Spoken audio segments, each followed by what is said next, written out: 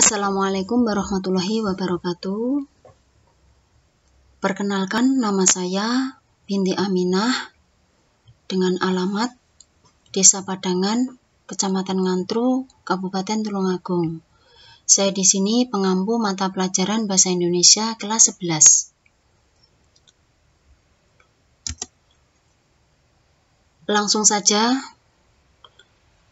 saya akan membahas bab 2 tentang teks eksplanasi. A. Pengertian dan ciri-ciri teks eksplanasi. B. Identifikasi informasi dalam teks eksplanasi. C. Konstruksi informasi teks eksplanasi. D. Analisis struktur dan kebahasaan teks eksplanasi. Untuk yang terakhir, E. Menyusun teks eksplanasi. A. Pengertian dan ciri-ciri teks eksplanasi. 1. Pengertian teks eksplanasi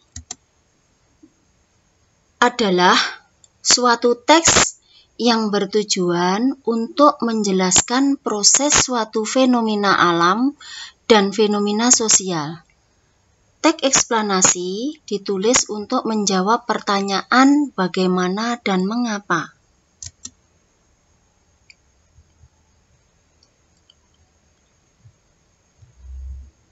Untuk nomor 2, ciri-ciri teks eksplanasi. A. Struktur terdiri atas pernyataan umum, proses atau deretan penjelas, dan penutup. Ciri B. Memuat informasi sesungguhnya atau fakta. Ciri C. Memuat informasi bersifat keilmuan. Ciri D. Menjelaskan suatu kondisi atau fenomena.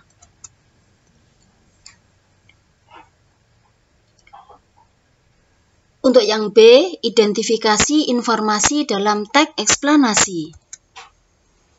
Ada 2. Yang pertama, fakta. Yang nomor 2, gagasan pokok. Fakta adalah suatu peristiwa atau kejadian yang sungguh-sungguh terjadi.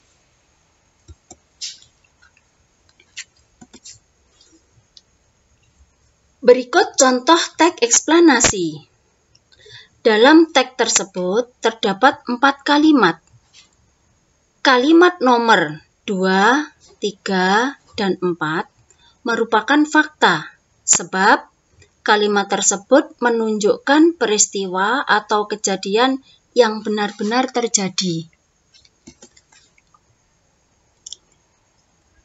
Yang nomor 2, gagasan pokok. Paragraf eksplanasi dikembangkan berdasarkan gagasan utama atau ide pokok. Gagasan utama adalah gagasan yang dijadikan dasar dalam mengembangkan kalimat. Gagasan utama terdapat pada kalimat utama. Kita lanjut, konstruksi informasi teks eksplanasi. Mengkonstruksi informasi berarti menyusun informasi menjadi teks eksplanasi. Pada pembelajaran kali ini, kalian akan belajar menyusun bagian-bagian teks eksplanasi dan mengabstraksi atau menyajikan kembali atau menyusun ulang teks eksplanasi.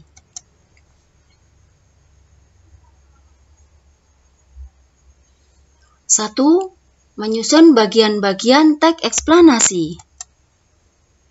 Teks eksplanasi diawali dengan pendahuluan yang berisi pernyataan umum, kemudian pernyataan umum tersebut dijelaskan oleh beberapa deretan penjelas. Beberapa penjelas tersebut kadang-kadang disimpulkan dalam bagian penutup.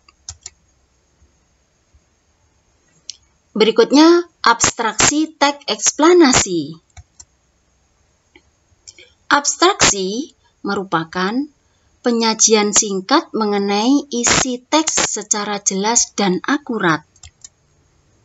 Beberapa aspek yang perlu diperhatikan pada saat mengabstraksi teks eksplanasi meliputi A.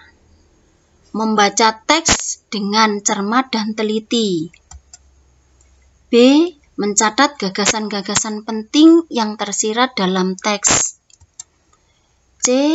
Menyusun dan mengembangkan intisari teks berdasarkan gagasan-gagasan penting dengan bahasa kalian sendiri.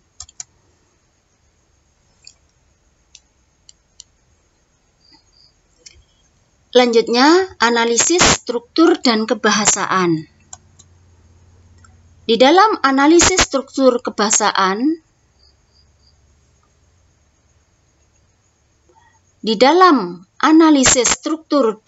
kebahasaan, meliputi struktur teks eksplanasi dan kebahasaan teks eksplanasi. Struktur teks eksplanasi terdiri atas 1. Pernyataan umum terdapat pada bagian awal teks. 2. Penjelasan proses sekaligus hubungan sebab akibat peristiwa dijelaskan untuk menjawab pertanyaan bagaimana dan mengapa suatu peristiwa dapat terjadi. Yang nomor 3, penutup. Bagian paling akhir dapat berupa suatu simpulan.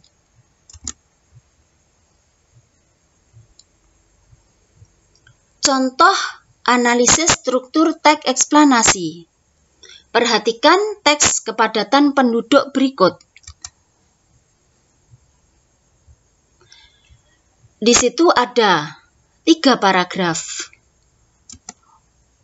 Untuk paragraf yang pertama, kita namakan pernyataan umum. Sedangkan paragraf nomor 2 kita namakan penjelasan proses. Dan paragraf yang terakhir kita namakan sebuah penutup. Kita lanjut ke kebahasaan teks eksplanasi. Nomor 1, penggunaan istilah. Menggunakan istilah teknis untuk menjelaskan suatu peristiwa atau fenomena dalam teks eksplanasi. Contoh, menggunakan istilah meteorologi, kondensasi, atmosfer, subtropis, ekuator, dan lain sebagainya. Untuk yang nomor 2, penggunaan keterangan waktu. Artinya, untuk memberi informasi tambahan dalam suatu kalimat.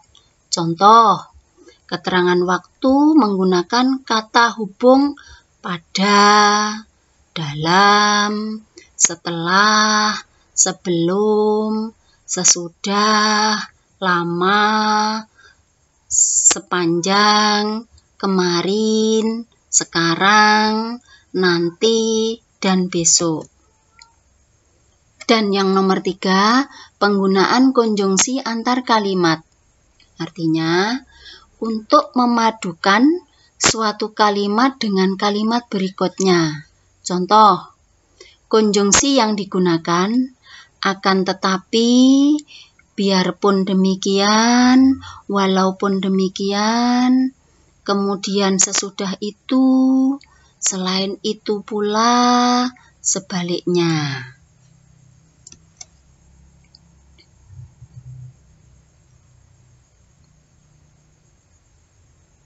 Menyusun teks eksplanasi. Ada pola pengembangan dalam teks eksplanasi. Ada langkah-langkah penulisan teks eksplanasi. Ada penyuntingan teks eksplanasi. Sekarang, pola pengembangan